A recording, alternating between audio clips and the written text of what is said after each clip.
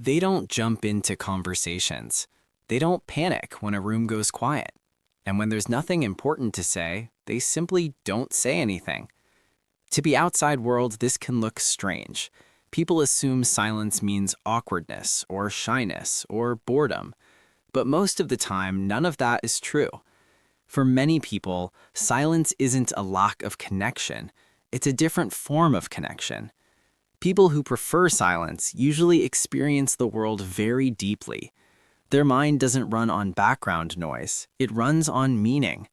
So when a conversation feels repetitive, surface level, or performative, their nervous system quietly checks out. Not because they dislike people, but because their brain is asking a simple question: is this worth my energy? Silence for them feels honest. In psychology, we often see this pattern in individuals who are highly observant. They notice tone shifts, micro-expressions, emotional undercurrents. And because they're taking in so much information, speaking constantly would actually overload them. So they choose quiet, not as a defense, but as regulation. Silence gives their mind space to stay balanced. There's also an emotional intelligence component here that often gets misunderstood. People who are comfortable with silence usually don't need constant validation. They don't need to talk to prove they exist in the room. Their sense of self is internal, not performative. That's why forced conversation can feel draining to them. Small talk isn't just boring, it can feel emotionally dissonant, like wearing a smile that doesn't belong to you. And then there's intimacy. Silence-preferring people often bond in subtler ways. They connect through shared presence, parallel activities, sitting together without needing to explain themselves every minute. They understand something many people don't. Real closeness doesn't always make noise. In relationships, this trait can be misread. A partner may think, why don't they open up more?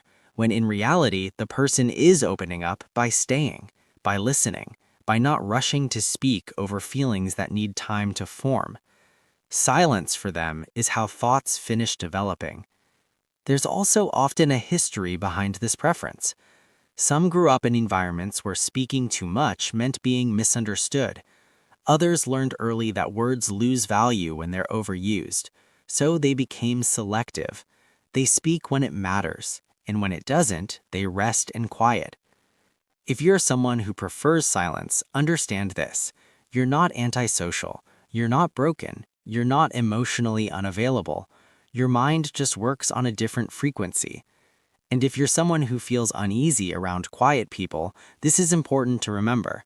Their silence is rarely about you. It's about comfort, about clarity, about not wasting emotional energy on noise that doesn't nourish them. In a world that rewards constant talking, choosing silence can look like withdrawal, but psychologically, it's often the opposite. It's presence without performance, connection without excess, and peace without explanation.